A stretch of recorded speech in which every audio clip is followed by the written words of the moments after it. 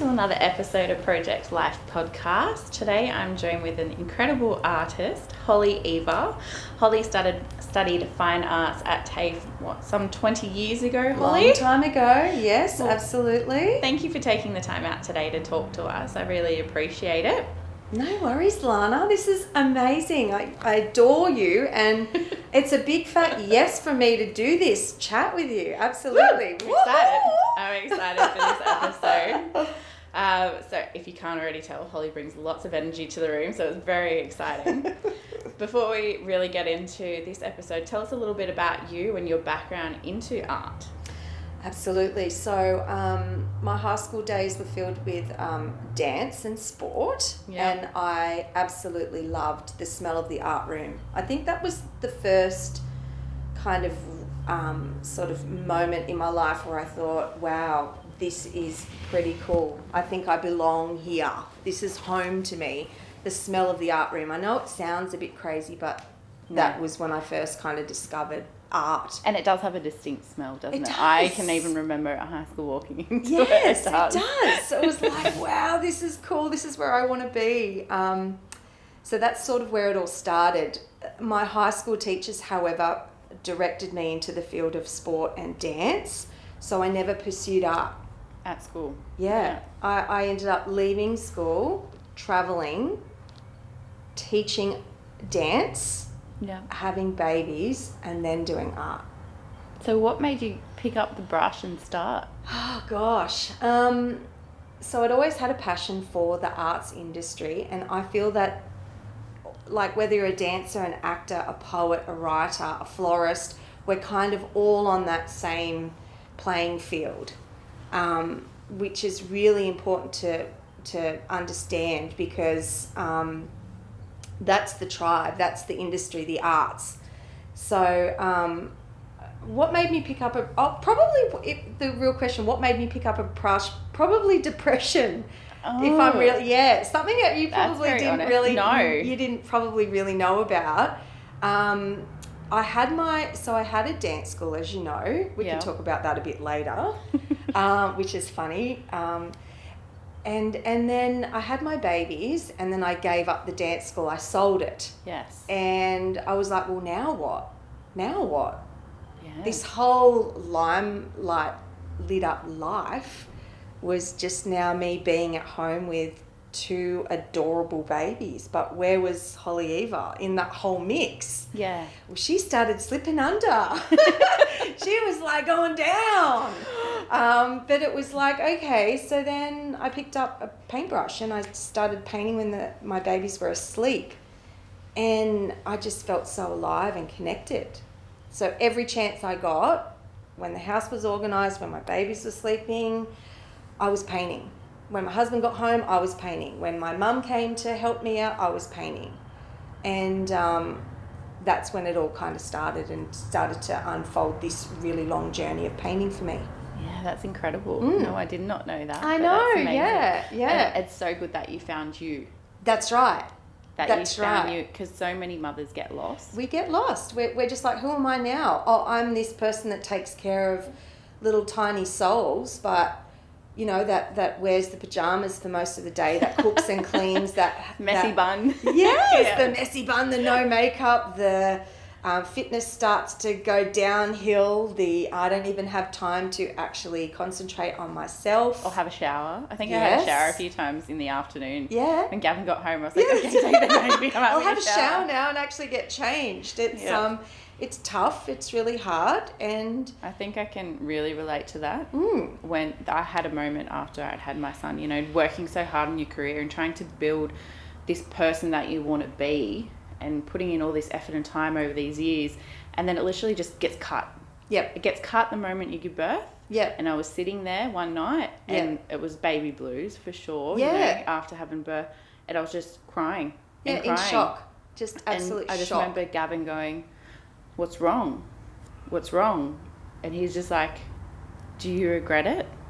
I was like, you don't even know how you feel. I don't know how I feel at the moment. Yeah. All I know is that I feel completely lost. Yeah. So what the hell was just that? What was that whole birthing experience? And it's not what I actually planned. Yeah. Yeah, 100%. So it's incredible that you found art, and art has then given you such a long journey since. Yep. So I shared it. So I discovered the warrior woman, and the warrior woman was within me.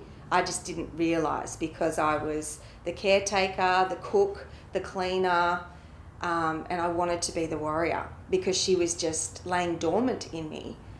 So I wanted to bring her out and for her to reassure me that, hey, everything's going to be fine. This is one of the hardest jobs you're ever going to do, but it's worth it, and you will get there wherever you need to be. So yeah, the painting started. I started painting these self-portraits that I called warrior women, and they all had a story, and they were wild, and some of them were depressing. They had a depressed sort of nature about them, and I just allowed every painting to be whatever I was feeling, or if I wanted to escape into that magical world and paint a warrior with like huge earrings and pink hair and big flowers, and she was having a ball, then that was my escape. Yeah. And she had a story, but then I wasn't afraid to paint in black, so I would paint this woman, and then she, for some reason, she would have crows all around her, and I'd be like, what's going on here? But I would just intuitively go with the flow, and then she was there to heal me, to say that you might be down, but look at how strong you are. Like, don't give up. And so all these stories and this intuitive kind of psychic being came out of me, and then other women were looking at these paintings going and crying, and I'd be like, what? And then the words were, I have to have her. And I think I was selling really big paintings for $250 back then. What was it that made you go, I'm going to share? Because I felt that if I could heal from what I was doing, from the work that I was doing, then other women may heal from that experience that I've had as well. Because it's beautiful. Yeah, I mean, it's so touching. Yeah, I mean, it's the giving part of me, I guess, was just like, I wonder if this could help other women, because it helped me so much. And I tell you what, I think I had 10 women sign up to my first workshop, and 10 women bawl, and 10 women cry their eyes out, and I was like, I think I might be onto something here. And because I just knew what I needed to do. It was like this inner knowing. And then I started introducing women to cook at these events that were selling Thermomixes. At the time there was Carmelita, and I just randomly met her, and I was like, do you want to come and cook for me and my women, these beautiful, and nourish us, and sell you Thermomix at that same time, and I'll pay you to come and cook. And that was a beautiful collaboration that we had going on too, because she was this like glimmer of health with these beautiful green eyes and dark skin, and she was just there serving us all these beautiful, I mean, what a treat at the workshop to be like, and for the mothers there to be nourished. Yes, we were like, by someone else. Yes, it was.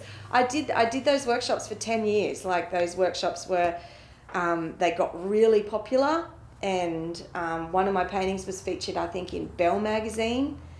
And I didn't really know about it, but then I was asked to paint a warrior woman for Delta Goodrum, and that was given to her at an event, and I was just like, wow, the women are strong. Yeah. Like, this whole thing about women is just fucking kick ass. Yeah, really. we do. We kick ass. We do. Yeah. So you've given a painting to Delta Goodrum. Yeah. What are some of the other highlights of your career? Because how long have you been in art for now? So I always know this, it's 18 years because my daughter's 18, and I sort of started and really got into it in 2015, yeah. No, that's wrong. 2005. 2005, 2005. That's my menopausal more... brain at the moment, really mathematical. 2005 I started painting, yeah. And what have been some of your highlights? Or Mossman Art Prize, hands down, which was 2015. But my 2017, I got into the art prize again, and it's a really established art prize, and it's in Sydney, and it's like, wow, Mossman, really? Yeah. So I really love Ken Doan. He's one of my heroes. A lot of artists have a few heroes, so I'm just going to mention him for now. but I would like to mention a few other heroes of mine. So yeah, Ken Doan, he was the one that really influenced me because I had a lot of his art in the 90s, and it was a really beautiful era of mine to be living at the beach. And so anyway, yeah, I was walking around and I was like, I wonder where they've hung my art. And Mossman Art Gallery has like 3 levels, and the bottom level is usually like, ground level is usually the winner. It's usually like you kind of, it's probably changed now, but I remember walking towards a painting that Anne Doe had done, and I was like, my mind was getting quieter and quieter the closer I approached it, and it was this beautiful Indigenous face, and I was like, I'm in an art prize that Anne Doe is in. Holy moly, I might have something going on here. No, I was like on all the levels, and I was like, where is my artwork? Where is my artwork?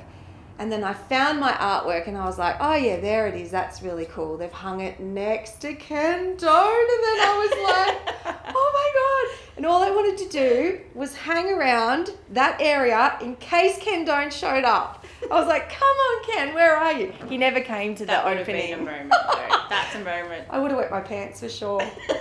But he never showed. He didn't show. So anyway, I got to listen to a lot of the critics, so like people just talking about your art, which I've had a lot in my experience, and you get the good and you get the bad. Like, what the hell is that painting doing? That is shit. What a crap painting. And you also get, oh wow, that's really beautiful. What a lovely, I wonder what the artist was thinking. And I never responded. I was just there as a person lurking around. I wanted to hear what people were saying about my art, because you have to have tough skin. You would. You have to have really tough skin. That. Oh, I've just yes. thought about the expression and the love that goes into a painting. No, no. I didn't even clue onto that until you were saying it. Actually happened in Appen Bakery. No way. Yes, I was standing there and I was having a hot chocolate, and there was some guy in there eating a pie with his mate, just saying how shit the work was. It was my work. And I was just listening. You're making eye contact with him. When you were there and you were listening to critics and things like that, did you have tough skin at that time? Were you like, fuck you, I'm next to Ken? I know, right? I think I've always been a bit of a tough-skinned person to put up with a few things like that. I mean, I'm sensitive, but yeah, I just sort of thought, well, that's your opinion, and there's a lot of people's opinions that are actually gonna really love the work too. And that's art too, isn't it? That's right. You got to take the good and the bad. You have to. And if you can't hack it, get out of the arena, because you do it for yourself at home. But you're in the wrong industry if you can't take people saying, "What were you thinking there? That's really shit," because that's what people are gonna say. Yeah. It's pretty full on, and that's, I guess it comes to something that we're going to talk about today, self-belief. Yeah As well, having that belief in yourself. I know that is a topic that you really wanted to talk about today. Yeah, for sure. Like, self-belief is part of it with selling your work, but I think that it sort of diminishes if you're on a different art journey. It goes a lot deeper than kind of self-belief. I think it kind of rappels with love and just a calling, because I think there's sort of this thing. I mean, who literally would turn up to their studio and work 8 to 10 hours every day for a really crap wage? Like, let's get really real. Artists aren't the richest people on the earth, but their souls are really rich. You can make money, but a lot of the times when you're dealing with the non-commercial kind of sides with art, when you're not really painting design pieces anymore, when you're sort of painting on a different plane, then money sort of becomes a little bit scarce, and then you feel that you have to teach to pay the rent if your paintings aren't selling. Because I sort of wanted to take the art gallery road, which I'm taking now, instead of the design road, because there's two kind of different kind of fields of art. You can paint pretty pictures, or you can paint something that has got a little bit more meaning. And I'm sort of trying to understand that a little bit more, because I wasn't being really fulfilled painting pretty pictures. And you, touching on design, you did do some design pieces as well. Yeah, I did, and I can. You had the headwear, that's right. swimwear. Yeah, that's exactly right.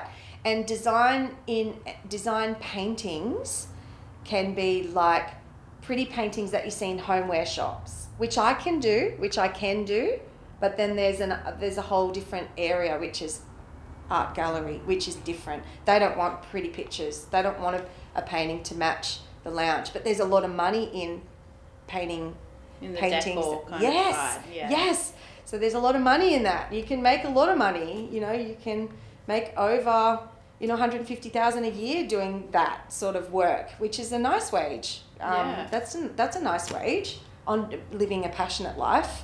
It's an amazing wage for living good. a passion, isn't it? It is. It's good. So you're kind of moving away from that and going into art gallery. It is. Yeah, because there's deeper meaning for me in that, and there's a little bit more purpose in that, and it's really like challenging, and I like to be challenged. I like to be because that's what drives me. Because there's so many paintings that just don't work out, but when you're doing design work, you can kind of sketch it out and do the design, and it's kind of going to work. But yeah, I like to be challenged a bit more. Yeah. Talking about full-time and doing a wage. Yep. So you started at home, you were painting at home, then started selling some to probably people you knew. Yes. How did it progress into a full-time career? Well, like I said, I was selling my paintings for $250, which really is humbling. I like that story. Like, I like knowing that. I was like, yeah, I know that's what you do with artists. Like, jump on board, because if they're in it for the long haul, they're just going to go up. I mean, I couldn't even imagine selling an artwork for $2,000 back then, let alone 4 or 5. Like, you don't think of that. You just when you think about your time, your materials, and things like that, it's way over. That's right. And then the amount of time that you've been an artist for too. That you got to take that into consideration. Like 18 years is a long time for me to be doing this work. So yeah, I can easily say a painting of mine is $2,000 now, but back then, no way. I was like, you got $250 if you want it, you can buy that for that. And, so it just progressed. So, well, I just had a real passion for it, and then I chose to be a stay-at-home mum. I was quite protective of my children. I didn't really want them to go to daycare. I just didn't. That was just me. I wanted to be there in their every moments of weeing on the potty and saying their first word. And I was fortunate enough that my husband was making a good wage, so he was supporting us financially for me to actually be a stay-at-home mum. Yeah. So I painted every chance I could, sold paintings on the side, taught on weekends when my husband was home. And I started making some really nice money doing that. So that was my contribution. And I've always sort of been an entrepreneur. I've never really found working in jobs. I was going to say, have you ever worked for anyone before? I worked for bras and things. I fitted bras for a really long time. I worked in App and Pub. Did you? Yes. I was I was a bar, the girl behind the bar. I've been a waitress. I hated waitressing. Oh my God, hated. I tried that for a bit. I didn't get the job. I was so bad at it. I worked in a t-shirt shop in Noosa. There was 2 t-shirt shops. I worked there, and so I've sort of done sales, and so that's probably helped in my art career to be able to comfortably sell a painting. Promote. Yeah, I've done all that. So. But yeah, I just remember there's just always a higher calling to being a studio and paint. Yeah. That's amazing. What you've done is incredible. Thanks, There's so many Lana. people out there, that probably closet artists and don't have that belief in themselves or don't have the thick skin to deal with the critics. So it's hats off to you for what you've been able to accomplish. And thank you. I will say that when I do teach women, I think a lot of people do have art in them, and when I teach women my kind of style, which is pretty crazy and out there, then I just see them beaming. And then, you know, they're lit up. And that's part of my job that I love as well, is inspiring other people, turning their light on. Not that they feel that they may do this full time, but every human being holds that nature of creativity. And if I can just touch on that, then, you know, that's connection, which is, you know, so satisfying. 100%. And I like everything I've learned from the creative side, speaking to friends and people in the industry over the years, it is such a healing process and journey, and to be able to share that with people who maybe be really closed off, really critical of themselves, you know, not letting themselves let go and be free. That experience of having the paint flow and to learn something and to just go with it is just amazing. It is. It kind of, something inside you that you've been holding on for so long can just be completely released through paint.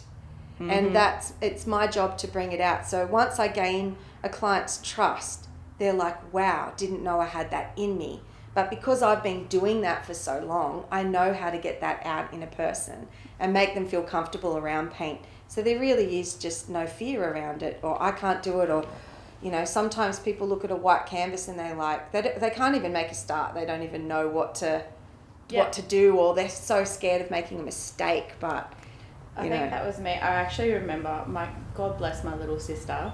So I was very creative and crafty when I was little, and I would draw and loved to paint and everything. And I still remember to this day going to the Easter show. Yeah. And you know how they've got the exhibits and people have put their artwork. And my sister's just turned to me and she goes, "You should be in here. Your stuff's way better than this." And I'm like, thanks. Yeah. That's amazing. Yeah, it but is. Like, even now, maybe my creativity isn't so much on playing in the crafts and the arts, but it's more, you know, doing the podcast or...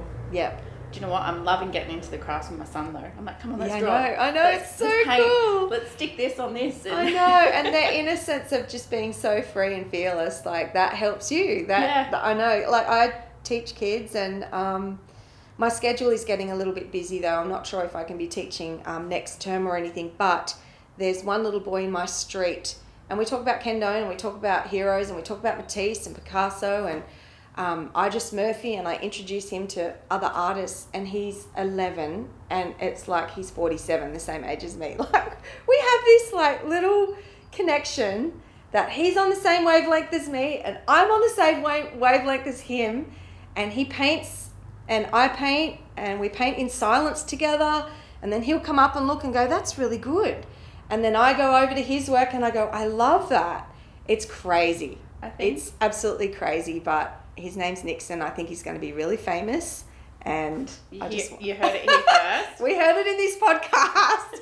Go Nixon. And talking about heroes, you might as well be, you could be one of his. I think, like, I'm not going to be a big head swell, but yeah, he loves me. Like, he loves my work. He gets it. And so we're sort of like mentoring each other. But yeah, I hope I'm... Look up to. I hope I am. Absolutely, yeah. And I've taught him composition. I think that was his biggest struggle, and his paintings are just amazing. And I really wanted to buy one, but his mum really wanted it, so I was like, "Damn it, that was the one. That was the one that I wanted." It's this big painting. She knows that if she's listening, it's Monsteria, and it was just like, he just painted it so well, and I was like, "Man, this is what I'm trying to do," and you've done it at 11, like. That's unbelievable. I know. It's what it's crazy. Yeah. So he's so lucky to have found somebody like you that he can share that journey with. Yeah. Someone that gets him in that way. Because a lot of people won't understand or get it. And like you said at school, how they tried to drive you away from art into something else. And to be 11, having someone, you know, really helping him, encouraging him to pursue that passion is amazing. And saying that he can be quite famous and an artist later on if that's the road that he wants to take. I know, if only the teacher had to listen. Like, I sometimes, do I have regret about that, not, you know, going to art school and leaving and having this really clear path? Well, you can't really have regret, really, because that's past. It's gone now. It's also probably part of your journey that makes you who you are now. That's right. I'm a fighter because of it, because I've had to fight really hard, and I've had to, you know, maybe if I had got to art school, I would have learnt a lot quicker and done all these things, but who knows? I could have failed, and it could have turned me completely off my path as well. So being grateful for where my journey has led me to now, not giving up, and just having that calling just to keep going. And I've got one of my biggest gigs coming up. Yeah, where? I met a beautiful curator. Her name is Amber Cresswell Bell. She's really well known in this area, down in the Wollongong area and in Sydney, and probably overseas as well. But she's given me my first kind of really good gig in Michael Reid Gallery in August. I think it's August the 14th. I get a 2-week show. And I know it's only like 2 weeks, but it's like, yes, I'm going to take that. So 100%. Yeah, so that's kind of like... Share those details. I'll be there. Yes, I will be sharing the details and putting it all over my socials. But yeah, I can't wait for that. So I'm actually working now for August. Yeah. Like that's how long it's going to take me to actually get some good paintings. And I've actually been working since December for August. Because it's a process, isn't it? It's a process. And you don't just do a painting in a day. No, I used to, but now it's a lot deeper than that. I used to be able to like maybe even like crunch out a warrior in like 2 days. And now it's like, no, they take me a lot longer. Now, I just remember there's this one painting, I think that really, from memory, for me, what I saw, scaled you. And it was a beautiful owl. Yes. Tell us about it. So Uluka the owl, that sort of put me on the mark with the block shop as well. So I remember painting it. I actually remember painting it. I remember seeing it hang up in the bakery. Yes, yeah. So time stood still. My mum was looking after the kids. I think 4 hours had passed, and she came out and she said, "Darling, it's been 4 hours." And I literally thought it had only been like 20 minutes. That's how like I was so involved in this piece that had been going on for a couple of days. Anyway, she was like, "Wow, that's really good." And it turned out to be this collaged kind of painting of an owl that I called Uluka with a story. Anyway, I posted it on my Facebook, and it got like a lot of likes, like crazy likes. And I was like, oh. And at the time, there was that little sweetheart that had cancer at the time. Her name will come back to me. Isn't that awful? In Appen? Yeah, in Appen. Lexi? Yeah, Lexi Nonamaka. Yeah. Thank you for that. I'm glad you remembered her. I remember the timeline. It was yes, time. yeah, little Lexi, who was in my daughter's Who's class just turned, at school. I think 18 as well. Oh wow! Oh my gosh! I know, how amazing. That's incredible. That is God so. bless her. Yeah, wow. So she was. I think the doctors at that point in time, she had a rare cancer. Don't ask me to name it. I can't remember it, but it was really long. Neuroblastoma. That's it. That's the one. Thanks, Lana. Oh my God. I'm filling in the blanks for your menopause brain. Yes, it's words. They just get stuck. Yeah, so anyway, I painted this painting and I was like, I had heaps of hits, and then it just sort of dawned on me, maybe I should auction this off and give the money to Lexi to help her family out, because it was just such a struggle for them, financially, emotionally. I mean, you know, how do you cope with that? So anyway, I put it out there on my Facebook page and said, look, I've just painted this, made the story, wrote down the story of what this owl meant, named it Uluka, and it started, the bids were just going crazy. It started at 100, kept going up, and then finally, I think a girl from Sydney said, I'll give you $500 for it. And that was huge for me at this point in time. I'd never been offered $500 for a painting. So anyway, I said, great, where are you located? She said, I'm actually at the markets in Sydney.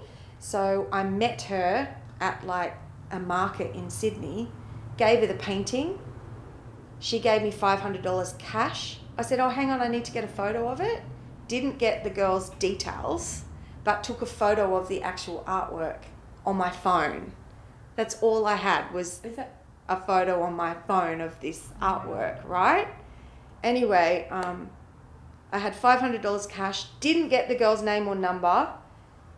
Just, she hugged me and I was like, yeah, great, you know, in this sort of happy kind of world. And I left, I drove all the way home, and I had $500 and I was like, maybe I should keep half of it. maybe I should just keep $250 because that's probably what I would get for the painting. And then my husband was sort of like, whatever you want to do, sort of thing.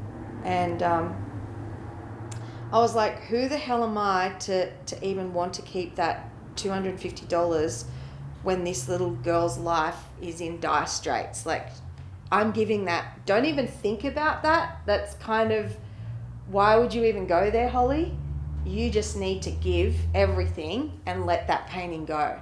It's done. Let it spread its wings and fly. That's right. So I put the money straight in an envelope and I went round, and I remember giving it to Lexi's dad at the time, and I said, please give this to your family. This is what I can give. And we were both crying at the time, and I think I saw Lexi in the doorway. I sort of peeked in, and she was sitting on a lounge, and she was really unwell. She was dying. Everyone thought she was going to die. Like, it was horrific. I bawled all the way in the car, bawled all the way home, and I knew that I'd done a good deed. I didn't know where it was going to lead, but I just hoped that it helped out. It turns out that they used the money on petrol there, and it lasted them like 5 weeks. So I helped out. From the hospital. That's right. Yeah. From Appin to Sydney Hospital, it helped, and that was my little small contribution. And I know all the kids at school were praying for little Lexi. Anyway, she beat it. She got well, and she was a fighter, and she's kick-ass. She's kick-ass. She loves dancing too. She loves dancing, and it was just like, wow. So I think, my good fortune came back because not only did Lexi survive, which was the intention, but it was like everybody wanted a print. And you only had it on your I phone. was like, oh my God. And I remember just going down to a meeting with this guy who owned a print shop in Wollongong, and his name was Simon.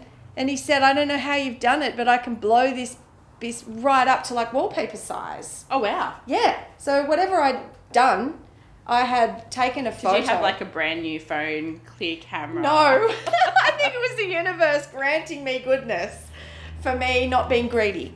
Yeah. And, that's how I think the universe works sometimes. You just get gifted gifts when you give, and when it's honest and raw, and good things come back to those who are good.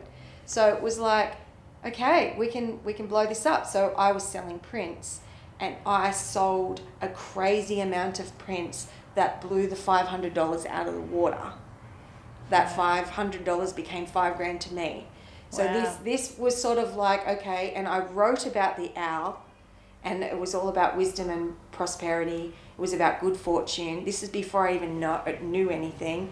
And it was a protector. So the owl was like this protector. So people were buying it and putting it in their stairwell where they thought they had a ghost. Like, I got crazy stories about this owl. Like, you have no idea what this owl's doing to my life. And I was like, what's it doing? It's like really feeling like it's getting the demons out of my house. And crazy. Yeah, and then the block cottoned onto it, and then somehow my print got taken to China, and the Chinese copied it, and then it was all through Oz Design. No. Yes, I was like, what's going on? So I remember walking into Oz Design going, what the fuck? You've got my print. Like, I'm the artist. So they took it all down. Good. They didn't pay me or anything. I wanted to work with them. They didn't really want to work with me. So they just like getting the imported really cheap stuff. So I never got work with them.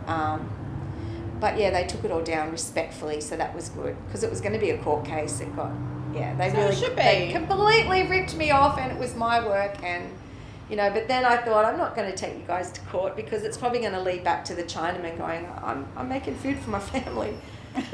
So I'm not going to do that. So but they did respectfully take it all off their walls, which was great. But then I was on the block shop, and Shayna Blaze actually put it in a kid's bedroom and styled it around. Yeah. So I guess sometimes if you really let go, not always, but good fortune will come back to you if you put it out there.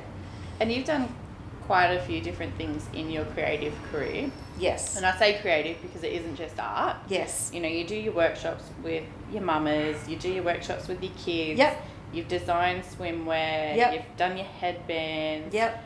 Like, what else have you done? Like, there's so much. Oh my gosh. I think for now, the journey is just art gallery.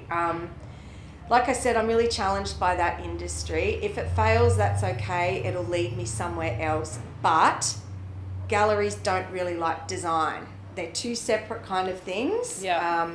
Some galleries will take design work, but yeah, I'm sort of headed in that direction. So we're really just honing in on that whole one. focus is that. Yeah. The whole focus is this Michael Reed show for 2 weeks, believe it or not. Been working on it from December.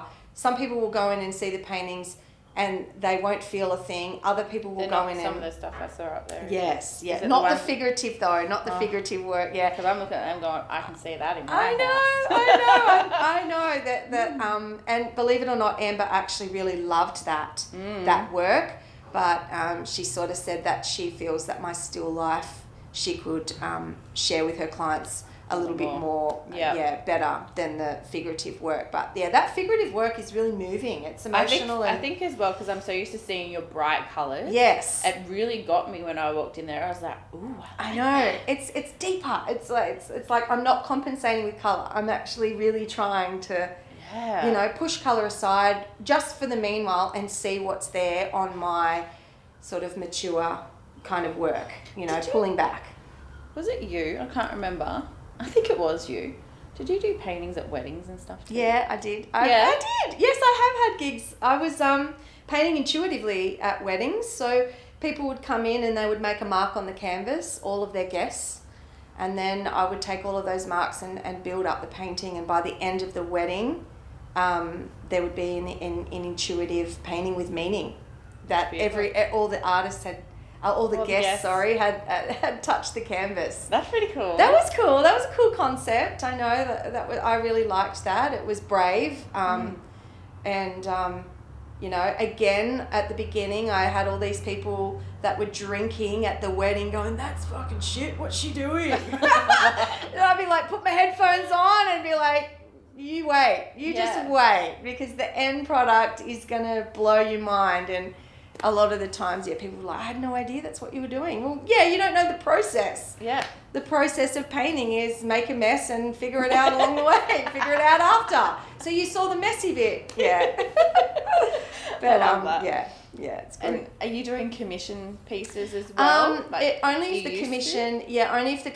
if I feel that I can do the commission. A lot of artists can just do commissions, but I'm not that type of painter. But if I'm talking to a person and I kind of know them and I really know what they're wanting and it aligns, then yes, I'll do a commission. But a lot of my work is just me in the studio showing up every day and just working really hard and seeing what I've got and seeing what's there. So, and what would a commission piece kind of go for? What's the range of cost on these days? Price? So, well, my price for like a 120 by 90 centimeters is around 3,000.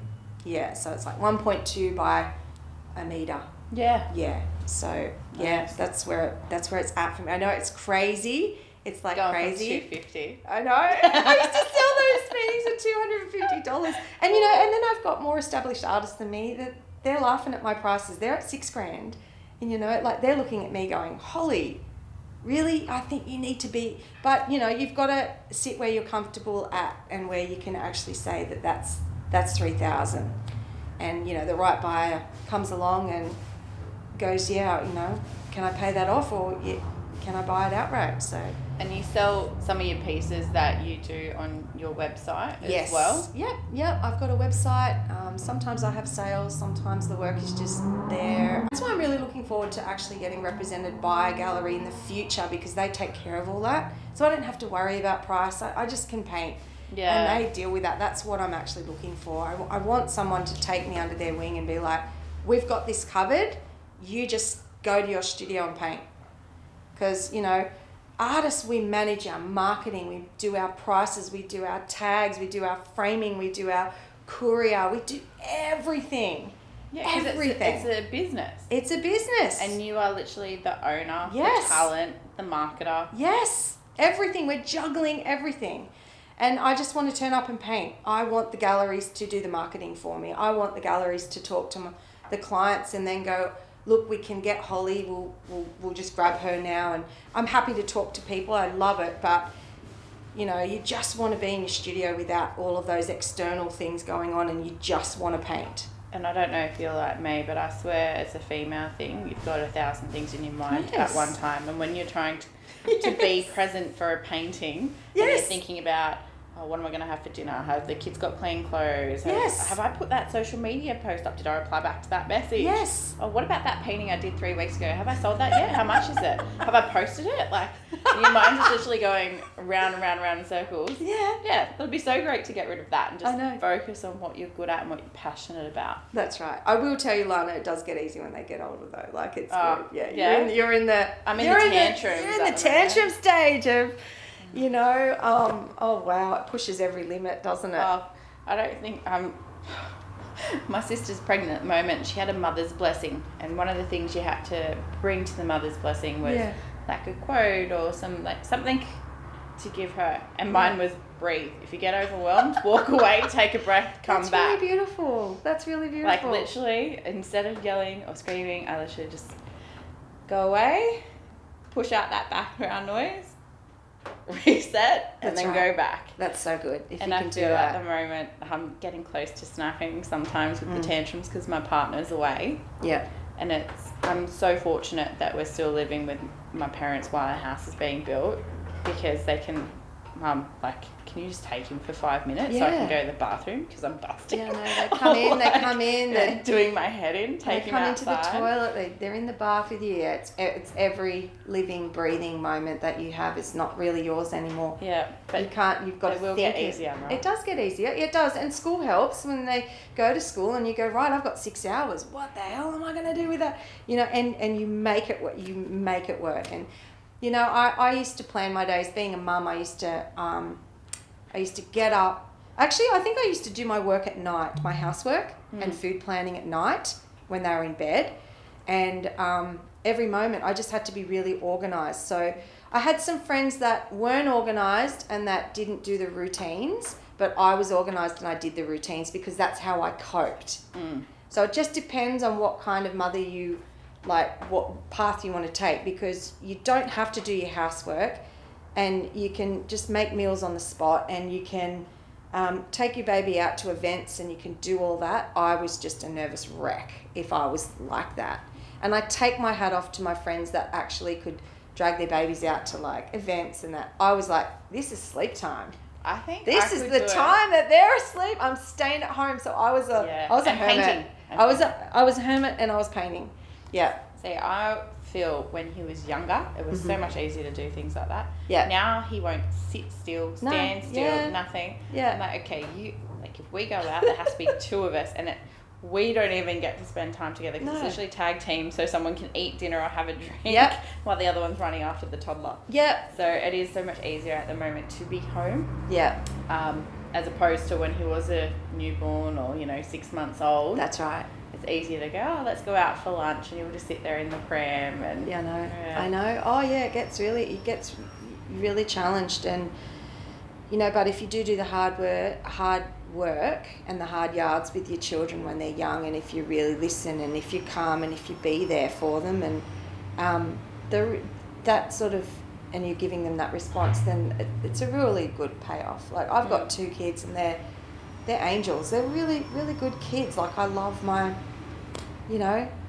kids, and I'm like, well, this is the payoff. I was there for them. I listened to them.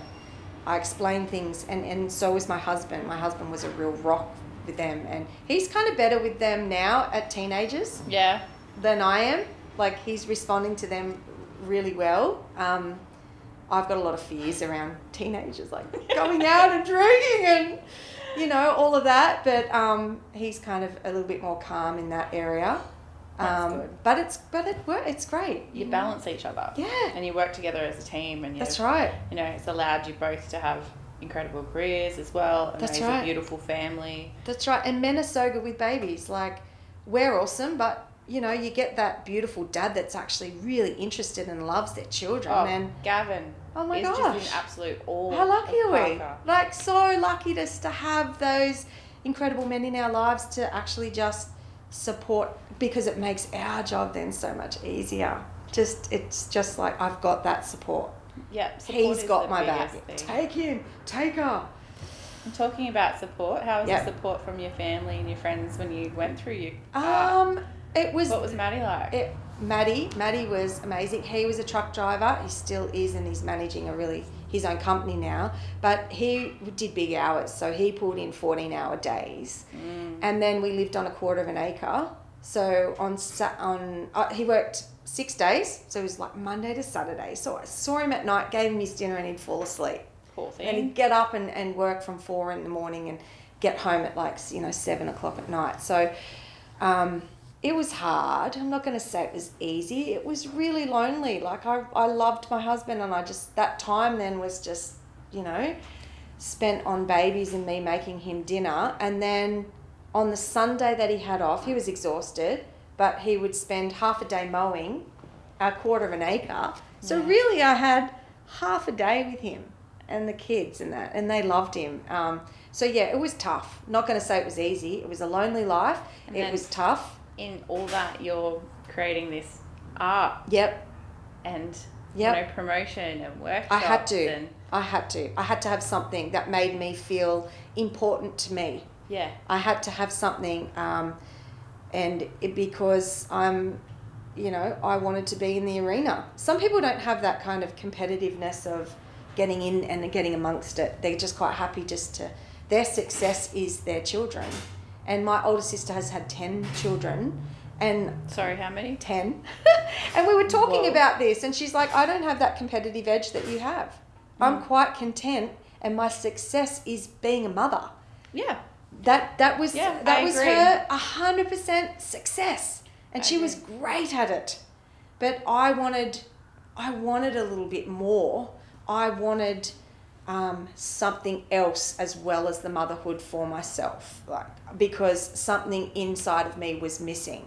Yeah. There was just that little bit of crave, that little bit of, I'm really good at this, I want to do this. But so it was a balancing act. I just had to balance it. And that's what I would say to all the mothers out there. Just find the balance. Yeah. Just find, even if it's 10 minutes a day drawing or painting or putting flowers together or doing gardening, find it. Find your little hustle, even if it's Make not it happen. Making an income at that point. No, it's not about money. Do it for yourself. Yes, it's not about money. Money eventually comes later on if it's meant to come. But it's peace of mind. As you know, as a mother, that's all you want is your sanity, because you do feel like you're going crazy. It's a whole new world. Your life stops. Yeah. It stops. It stops. And it changes. And you are now... It literally does a 180. Yeah. And you're lost going around in circles. Yeah. And you pull your hair out, and it tests every part of you, and it tests your marriage, and it tests... I always say, if you can get through your marriage with having children, you've gotten through that worst bit. I think we're talking about losing yourself, but also as a couple, you kind of get you become ugly. Yeah, you become ugly. Isn't that horrible to say that? It's a sexy ugly, I think. But it's not. You meet your boyfriend, you're out, and you're looking hot, and you would love this video. This reel I saw the other day. I have to share it with you. It's this woman, she's in her robe, she's got a messy bun, she walks past the mirror, and the caption is, when you catch yourself and think how lucky your partner is to have a trophy wife like you. And she's just in the biggest mess, and she's touching the mirror thinking, oh, yes, I know. And I think too, because your mind is so bombarded, and you're not you're in this emotional phase. You're not really in the logical sense of, I'm going to get up and I'm just going to get dressed and put some makeup on and start my day. Your day started in your pajamas. It usually finishes in your pajamas. You're making bottles or breastfeeding. You're cleaning. You're hanging washing. You're organising the dinner. And then you get a little bit sidetracked, and you might watch a bit of TV, and then you go, far out, where was I? Yeah. And then they sleep, and all you want to do is do nothing because you're so exhausted. And then as soon as they get up, it's walk time, play time. It's never ending. And I do remember it, even though it was a long time ago. I do remember it, and I don't ever want to forget it, because it is a little bit of a blessing in disguise, though. You don't realise it at the time that those moments are what make you, like, it's testing you. Like, how loving are you? How kind and giving are you? How generous are you? It really holds a mirror up to you. It does. It does. It holds a mirror up to think all the things you thought you were. Yeah. Are you really? Are Because you really I'm going to those test things? you. These That's kids right. are going to test you. That's right. And you're going to see who you really are. That's right. For your children. And they're going to teach you so much that you wouldn't have learned otherwise. Yeah. About yourself, about life. Yeah. You know. I just find you're talking about like staying in pajamas and being a mess, and here you are covered in paint too. I know. I think I'm just really comfortable in that.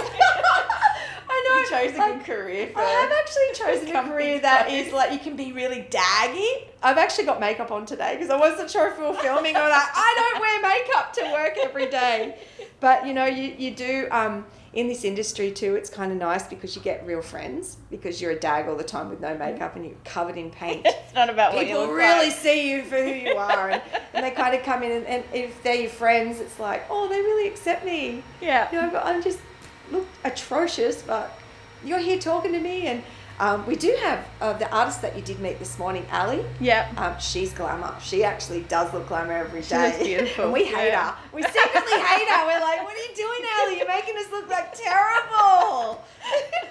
Poor Ali. Yeah, Ali, what's your secret? I think she's had 5 kids. And, No way. Yeah, and she's amazing. Like, she just wears those beautiful little colourful bras and the white shirts, and she's got short hair. Here I am in my granny panties. Mate, we're like, hey, Ali, how are you? Just doing a podcast. Don't look at us. So, yeah. But it's good. Life is good. It's great. And you know, like, I think finding your tribe and finding the people that, you do find people that really accept you for who you are. Yeah. And I think in motherhood that happens as well. So talking about art. Yep. You're now working down in Bulli. You've got a incredible surrounding of other artists Yep. in where you're working. Yep. We're touching on heroes before as well. Yep. Who are your heroes? Oh, and I who have are to the say, amazing people you've no found one- in this community? No one will really know this gentleman except for people in the art world.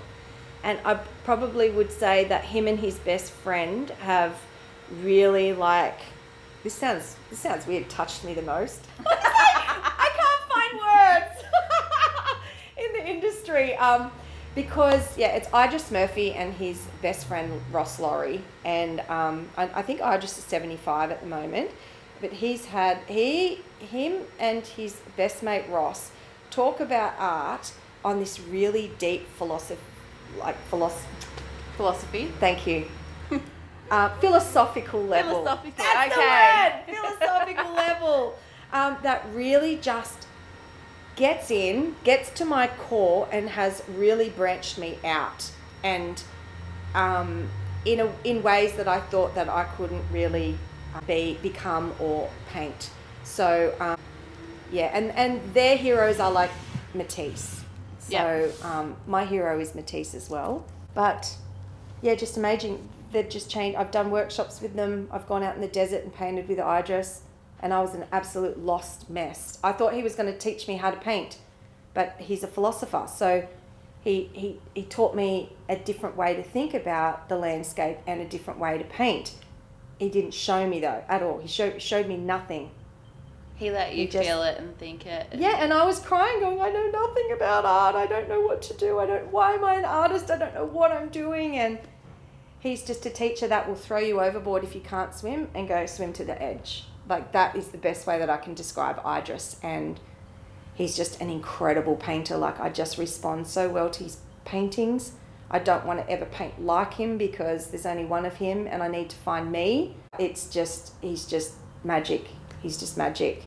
I think like him and Candone are like Matisse and Picasso. Like, they're at opposite ends of the scales. They're both my heroes, but yeah. And Ross Laurie, he talks about the history of art, which I didn't really know about. I didn't really do my research, and he kept drumming it in my head. Know the history. If you want to become a good painter, know what I'm talking about. And he would talk, and my eyes would just fill up with water. And I'd be trying to hold all my emotion in because the way that he spoke about art just brought me to tears. So you know when That's somebody, incredible. yeah, Isn't it? yes, Really? yeah, and you know, like, he's my tribe. He's he's the person I need to be hanging out with. He's the person that I need to be learning from. And all these people that surround you and your heroes, you are quite like-minded. Yep. No, something we were going to touch on was yes. having a different way of feeling. Yes. As a creative, you feel like a little bit, you don't feel like you're part of the normal community, part of the normal. I don't feel like I'm a huge part in society with the way that mainstream people think. And I hear it when I hear actors. I heard Tom Hanks talk about how he was acting and he thought, wow, this is awesome. Then he saw the rerun of what he did and he didn't like it. It's a very similar process to painting. You paint a picture and you can go, wow, this is so awesome. You get to the studio the next day and you go, that's terrible. Well, he's part of my tribe because I know exactly what he's talking about. I watched Dance Life, a series on Netflix, and there was this kid and he was talking about feeling disconnected to the normal population, and we feel it on every level because we're thinking differently. If I go into a room, the first thing I see is furniture and colours, and I'm feeling the emotion of the people that are in it, and am I connected to them? And half the time I don't really connect to people and what they talk about in their logic sense. I'm bored. I'm just like, get me the hell out of here. If I go and see Music But, I'm there. I'm in the front row with my arms raised and I'm feeling it on every level. So when you find people that you connect with on that level, you don't feel isolated and you don't feel alone. You feel normal and you feel like worthy in a way. You feel, wow, okay, people get me. I'm here and I'm doing okay. Yeah. And you found home. Yes. It's like a feeling of home and connection, and the connection is important. You don't want to feel isolated all the time. No. Like people would question, why aren't you working in an office and getting a wage for your family? Because that's not there is a deeper meaning for me that I have to go up to that studio and paint 8 to 10 hours a day and sometimes make no money and have shit paintings. Like that is actually not really a choice. You don't choose the artist's life, it chooses you. That's what I think that's has a really happened. good way to put it. That's the reality of it. Who would in their right mind go and paint paintings that make you feel like shit because they haven't worked out and you're not getting paid and you've got to go home and face your family and go, I failed today? Who would do that? I don't know who would do. I don't know. Instead of going to an office, being able to work, typing out what you need to type out and making $200 for the day. I've contributed. It's a crazy lifestyle, but I have to be in that studio. Can't even really explain why, but I just have to be in that studio. Because if I'm not, I start to fall apart. I start to feel disconnected. My whole world is just meaningless. It's meaningless. Can you imagine what your life would look like if you hadn't picked up that paintbrush when Demi was born? I know. No, I don't know if I'd be here. And that I'm being really honest. I think I would have died. I don't think that my life would still exist if I couldn't express the way that I'm expressing. But look how beautiful your life is now. The Yeah. colours, the art, the family, the lifestyle you live. Yep, absolutely. Like you've really found you. I have. And I think when an artist gets that calling, you have to go to it. Whether you're poor, that's just that, you've got to just do what it takes. There are ways you can make money, absolutely, and you can support that, and it's really hard. But if you've got that calling, people need to see your work and be felt by you. People need to eventually see what you're doing because there is a bigger picture going on, which is love, and love makes the world go round. And I just think that's what it is. It's a bigger thing than you. It's 100%. Bigger. Yeah. The whole industry. And the way I say, there is a way. It's the same with entrepreneurs of any scale, any industry. If you truly believe what you are doing has value, has merit, Yep. you know, it really feeds your soul, Yep. there is a way to make it work. Yep. And you may fail. Yep. Yeah, you'll fail, but that just means that you've learnt a lesson, you pick yourself back up and you try again. Try That's something right. new, try something different. That's right. And you'll continue to go and you'll find a way. I had 10 galleries written down in Sydney, and I went to 10 in one day with my resume, and every single person said no.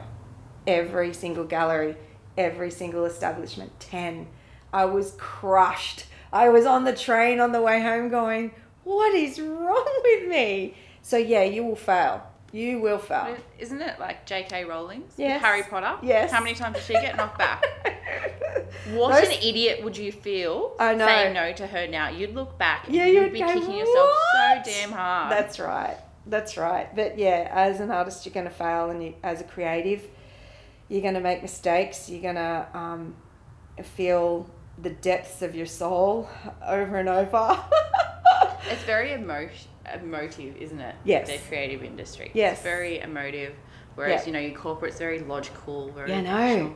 But fascinating. Going back to the feelings of isolated and disconnected goes back to schooling and the way the community structure is and everything. So you got to go A, B, C, D, E, F.